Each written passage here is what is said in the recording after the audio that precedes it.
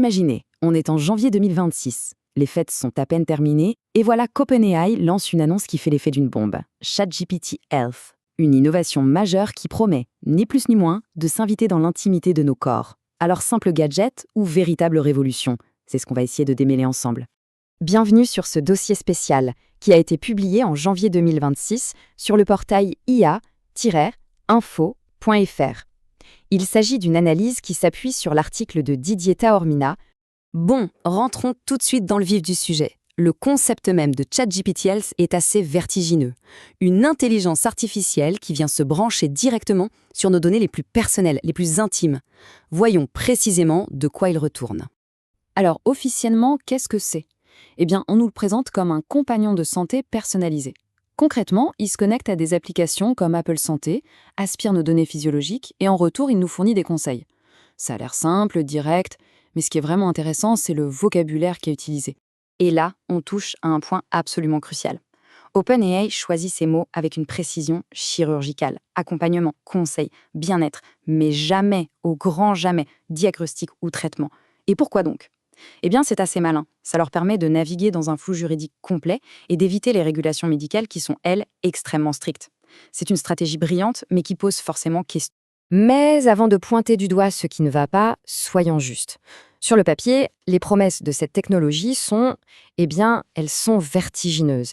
Ce serait malhonnête de ne pas reconnaître les bénéfices potentiels que ça pourrait apporter.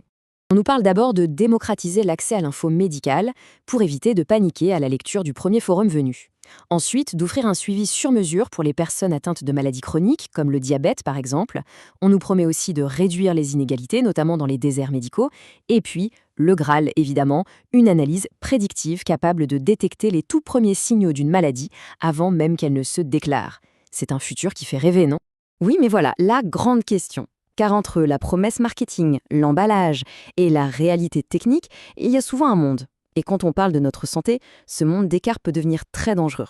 Alors, justement, allons voir cette face cachée. Quels sont les risques, les failles, les fameux angles morts de cette technologie qui, sur le papier, se veut parfaite ? Regardez bien ce chiffre, 14%. C'est, d'après une étude très sérieuse de l'université de Stanford, le pourcentage de diagnostics complètement faux que GPT-4 a pu donner sur des cas cliniques réels. 14%, c'est juste énorme. Et ça illustre parfaitement le problème numéro 1 de ces technologies. Le problème, ce sont les fameuses hallucinations. L'IA peut vous affirmer des choses qui semblent parfaitement plausibles, mais qui sont en réalité totalement fausses. Et en cas d'erreur aux conséquences graves, qui est responsable ? Pour l'instant, personne. C'est un vide juridique total. Il faut aussi savoir que cet outil n'a subi aucune validation clinique, contrairement à n'importe quel médicament. Pire, il reproduit les biais de la science, souvent centrés sur l'homme blanc, et puis le risque le plus insidieux, c'est qu'un conseil rassurant mais faux puisse retarder une consultation qui, elle, était vitale. Mais au-delà même des failles techniques, il y a une question peut-être encore plus fondamentale. Quel est le modèle économique qui se cache derrière tout ça ?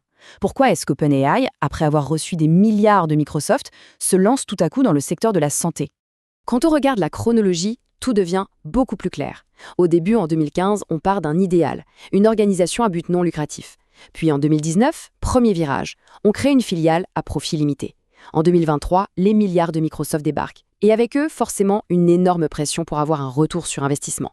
L'arrivée de ChatGPT Health en 2026 n'est que la suite logique. Il faut trouver de la croissance, et la santé, c'est un marché absolument colossal. Et voilà la clé de tout. Nos données de santé, c'est le nouvel or noir. Contrairement à nos goûts musicaux ou nos achats en ligne, ces données sont stables, elles permettent de prédire des comportements et elles valent une fortune pour les assureurs, les labos pharmaceutiques ou même les employeurs. Pour bien se rendre compte de l'enjeu, il faut regarder la taille du marché mondial de la santé.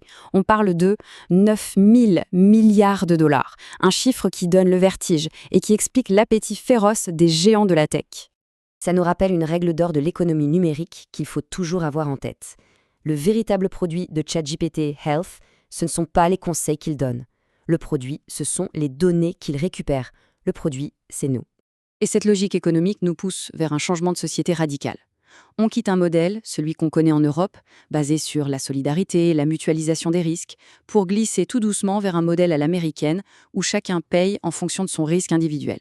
En clair, une personne en parfaite santé paiera moins cher, tandis qu'un malade chronique verra ses cotisations exploser. C'est la porte ouverte à une médecine à 2 vitesses. Parce qu'au final, on se rend bien compte que l'enjeu dépasse largement la technologie ou l'économie. Il est profondément humain et il est politique. C'est un véritable choix de société qui se présente à nous. Les risques sont profonds. Le premier, c'est une médicalisation de chaque instant qui transforme la vie en une sorte de tableau de bord anxiogène. Il y a aussi la disparition de la relation humaine avec un médecin, ce tiers de confiance qu'un algorithme ne remplacera jamais. On risque aussi une infantilisation des gens, qui délèguent leur jugement à une machine qui sait mieux. Et le plus effrayant peut-être, c'est le glissement vers une société de contrôle sanitaire où notre accès aux soins pourrait dépendre de notre bon comportement. On se retrouve donc face à un choix fondamental, une véritable bifurcation. D'un côté, une IA privée, opaque, gouvernée par la recherche de profit, où nos données sont une marchandise, et de l'autre, la possibilité d'une IA publique, transparente, souveraine, qui serait conçue pour le bien commun. Ce choix, c'est à nous de le faire. Au fond, tout se résume à cette seule et unique question. C'est une décision collective à prendre, pour décider du chemin à suivre. Parce qu'une fois que cette porte est ouverte, il sera très, très difficile de la refermer. La réflexion est lancée. Retrouvez toute l'actualité autour de l'intelligence artificielle sur le portail ia-info.fr. Merci d'avoir suivi ce décryptage et à très bientôt.